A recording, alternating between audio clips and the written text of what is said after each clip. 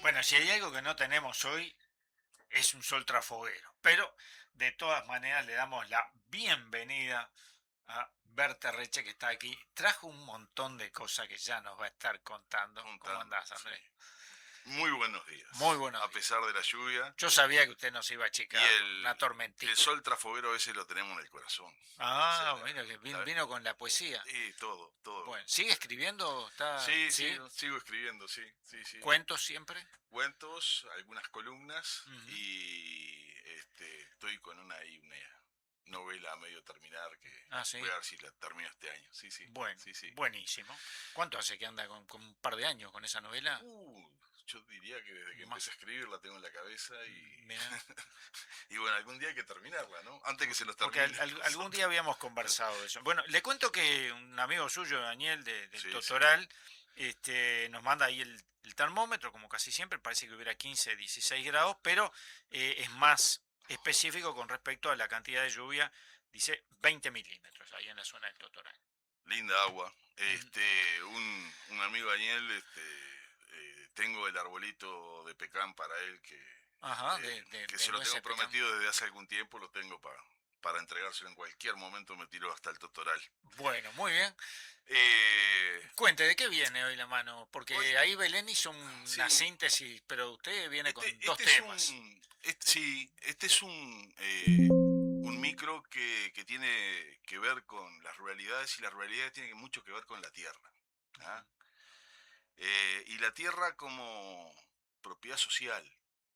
Justamente un compañero me decía, no, tierra para el que la trabaja. Y yo le decía, estoy en un concepto con una vueltita más arriba. La tierra es de todos.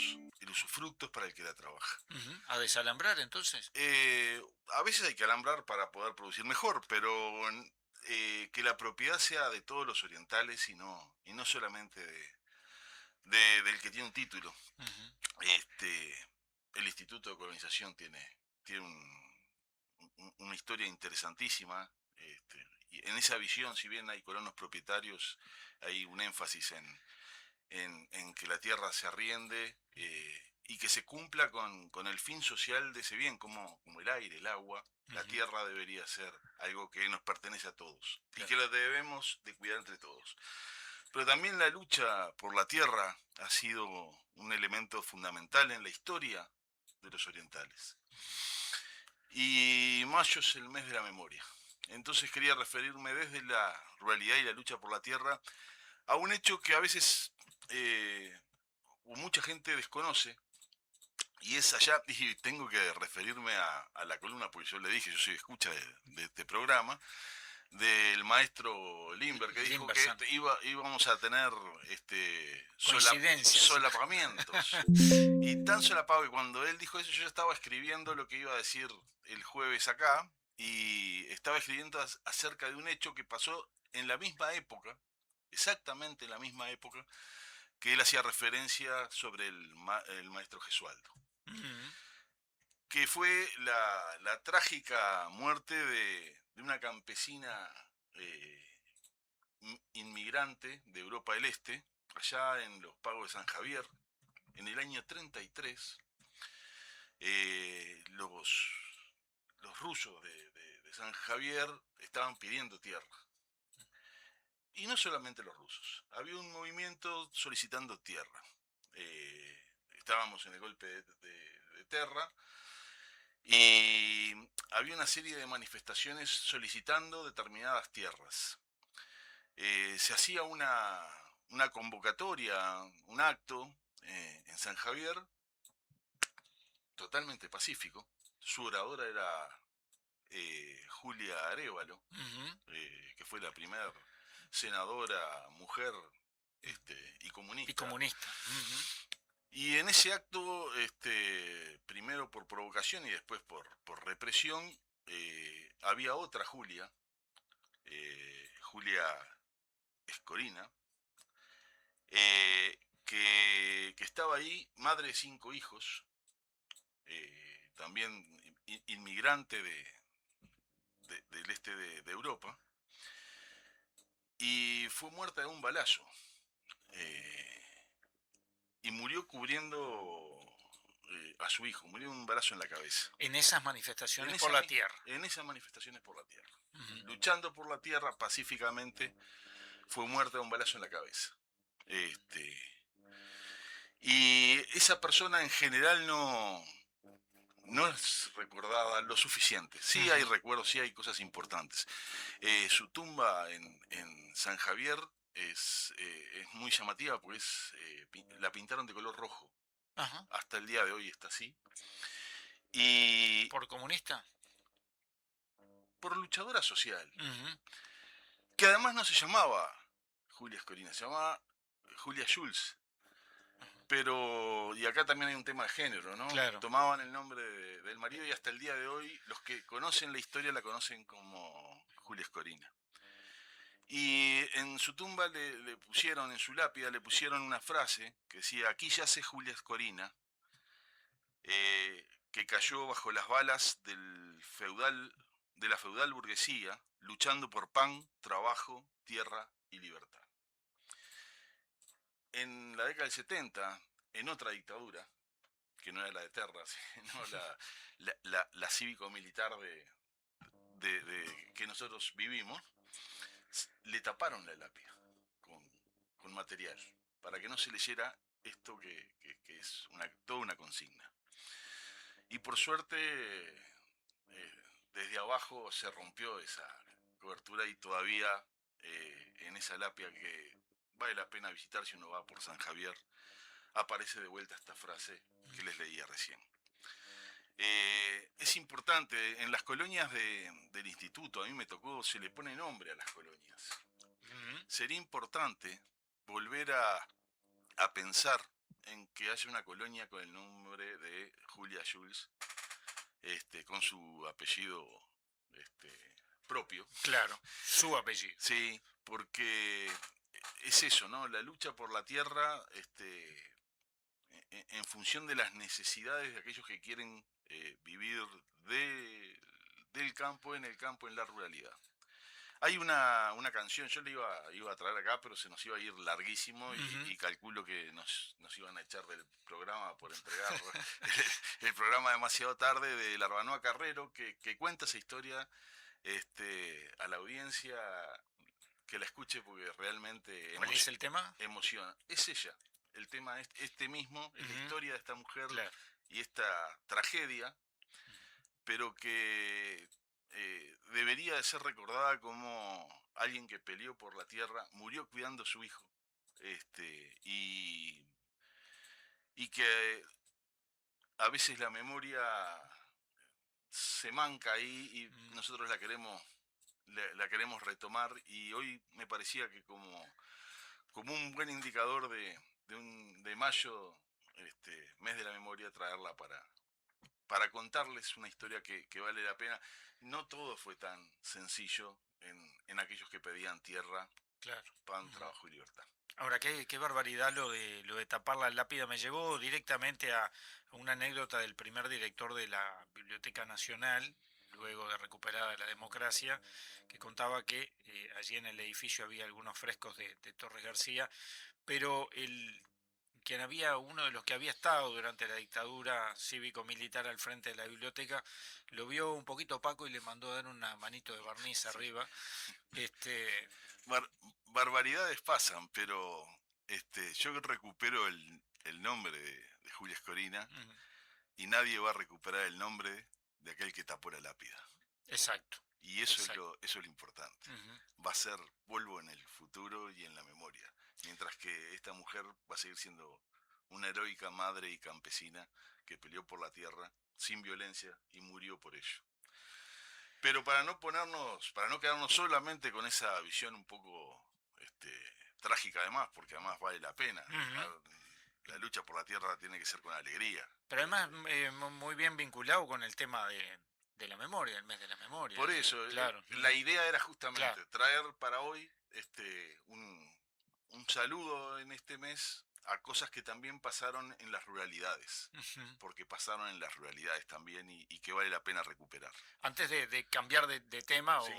dice acá Andrea, qué columna exquisita con Berterreche, me parece un hermoso nombre para una colonia de colonos. Sí, sé que en algún momento, en algún momento se manejó, pero hay otro tema. No hay foto de esta mujer. Ujú. No se sabe cómo eran Bueno, sus tampoco hay de ojos. Artigas. Bueno, sí, pero alguien por lo menos acá ni siquiera hay una descripción física. Claro, Este, claro. eh, y, y sería bueno recuperar, aunque sea la historia y la persona y el hecho, el acto sublime de pelear por lo que es de todos y no solamente de los que la trabajan. Gracias por traernos a esta luchadora, dice Nora. Cuánto desconocemos. Mirta Gianse, que dice buenísima la columna de Berterreche. Qué placer escuchar a Berterreche. Me sumé en esta semana, el oyente de M24, dice Irma. Bueno, nos llegan oyentes también a todo eso. Excelente, excelente y me encanta y me parece que estuvo bueno cuando en el programa Cero, cuando presentamos el jueves pasado, y mucha gente me escribía para decirme, qué bueno está esto de hablar un poco de la historia para entender también los presentes, ¿no? Y bueno, Pero creo usted, que hablando de valdría la pena. presentes, vino con presentes. Vine con presentes, pero eso lo dejo para el final. Ah, está muy bien, está muy bien. Pan siempre se me adelanta, Sí, es, ¿qué es que es quiere? la vanguardia, está 2 pasos adelantado. Este, siempre se dice mayo en vez de los zapallos y puede tener Sí. muchas consideraciones, pero en mayo no se planta el zapallo. Ah, ¿no? No, en todo caso se puede cosechar algún zapallo, alguna calabaza, pero pues estamos en el hemisferio sur, son siembras después que pasaron las heladas, porque Ajá. esa familia de plantas, las cucurbitáceas, son muy sensibles a las heladas y es un típico cultivo de primavera-verano. Entonces vamos a decir, ¿qué es lo que se planta? ¿Qué se planta? Porque se planta algo en mayo. Y en general hay muchas cosas que se puede plantar. Están toda la parte de cultivos de hoja, la rúcula, por ejemplo, Ajá. que es la espinaca, la selga. Ese tipo de cosas se pueden plantar este, de crecimiento más o menos rápido y se pueden cosechar antes de que la helada La queme. claro, la termine de destrozar. Ujú. Pero yo me voy a referir hoy a algunas leguminosas y en particular a dos que me llamó la atención, sobre todo una que ha pasado al olvido. Ujú. Eh, hay leguminosas que tienen la misma legumbres, que tienen la misma situación que los zapallos, las calabazas, los melones, las sandías, todo eso. Pero hay algunas que resisten bien en el invierno, aún resisten las heladas. Y entre ellas voy a hablar de dos. Las habas, increíblemente, yo siembro habas y siempre es un volver a la mesa familiar a hacer el doble pelado de habas que como niño nos hacían hacer, Claro, claro. que es sacar la semilla de la legumbre y Ujú. además sacarle el tegumento grueso para que quede más tiernita y se puede. Hay gente que la come con el tegumento. Bueno, las habas son de esta época, se pueden plantar. Mayo es diría que el último mes para plantar este tipo de cultivos. Además las leguminosas son fijadoras de nitrógeno. En vez de echar urea, que ahora va a estar bien complicado con la guerra, pues se produce vía el petróleo, Ujú.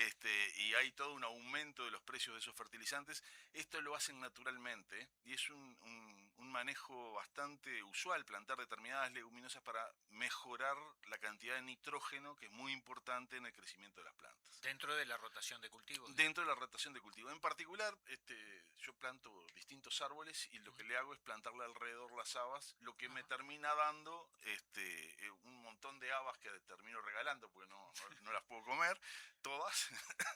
este, pero además creo que es un proceso mejorador Natural del terreno. y de esos árboles Ujú. que me van a seguir creciendo Ajá. más allá en el tiempo.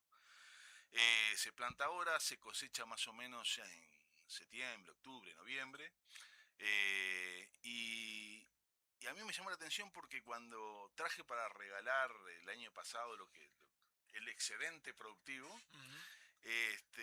había mucha gente, algunos compañeros, yo estoy en el mercado popular de subsistencia, y había compañeros muy jóvenes que no conocían.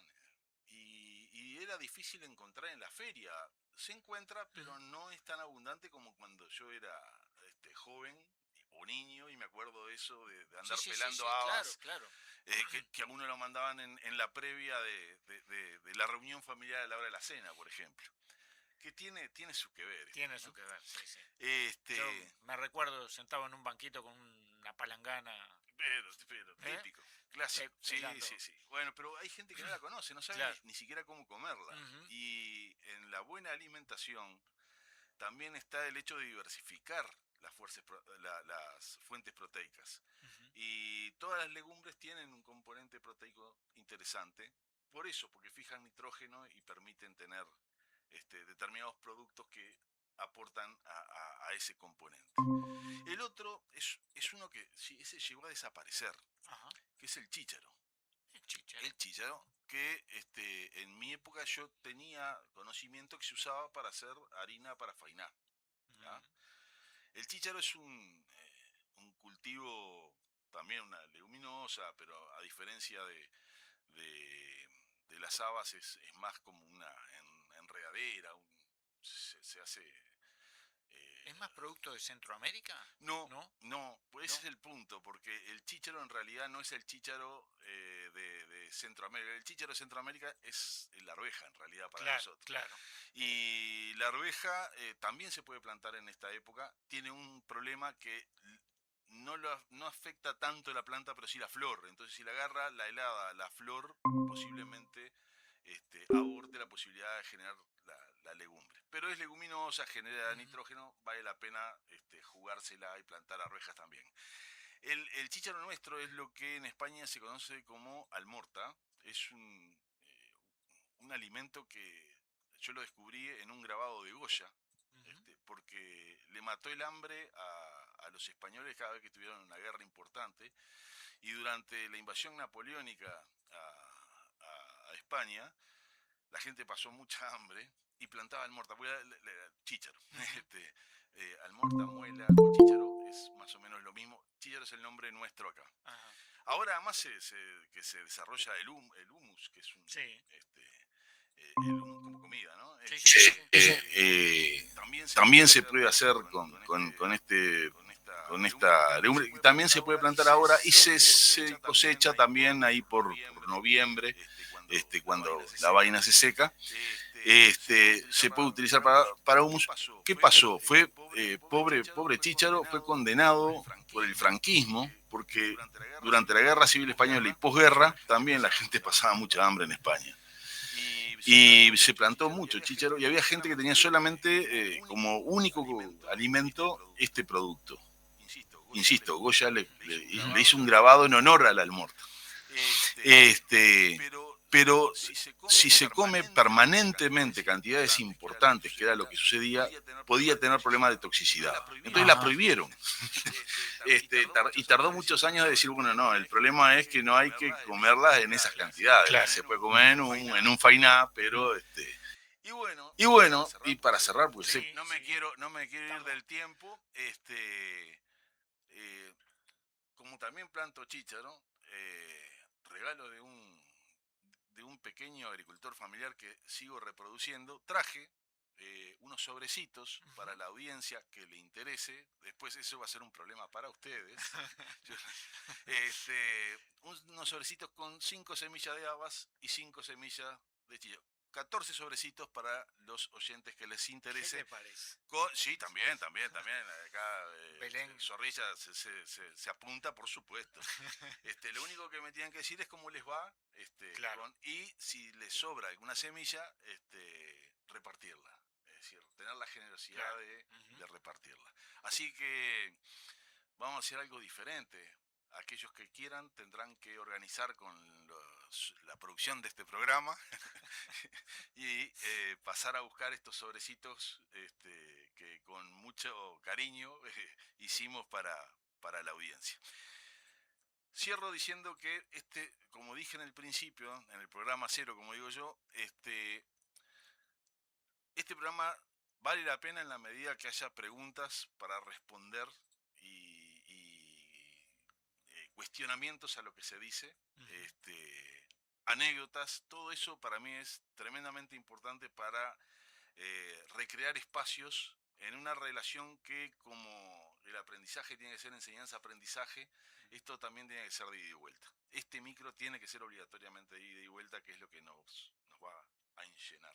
Siempre digo que este espacio, el info, tiene que ser de ida y Sí, vuelta, sí, y si no, sí, sí. si no, no es. Para mí el chícharo es el garbanzo. Estando en Cuba fue que lo conocí, dice Carlos. Claro, justamente es que la harina de fainá se hace con chícharo o con garbanzo también. Y sobre todo, como se descontinuó, ahora la cooperativa Santa Rosa había hecho hasta un plan con los productores familiares para volver a producir chícharo, con ese fin, ¿no? Para la harina de garbanzo. Pero insisto, se puede comer a esto, hay toda una onda vegetariana para el hummus, es excepcional. No hay que comer todos los días grandes cantidades. En el hummus nunca se va a comer grandes cantidades. Bueno, queda hecha la invitación, entonces nos escriben a través del 092-344-355 o por el chat. Y levantarán las veremos semillas y me contarán. Exactamente. Y antes de, ya despidiéndote, otro columnista, Roberto Sabán, dice: gran amigo. El info se prestigia con la presencia de una personalidad como la de Andrés Bertarreche. Felicitaciones por incorporarlo, ojalá que venga todas las semanas. Sí, no, hasta que me echen voy a estar acá. Ojo, estoy acostumbrado a que me echen muchas veces, pero no, mientras no me echen, usted sabe que compartimos. Llueve o truene, voy a estar acá. Bueno, muy bien, será muy bienvenido, gracias, y nos reencontramos el jueves que viene. Por supuesto que sí. Se hace carne tu historia tras un siglo.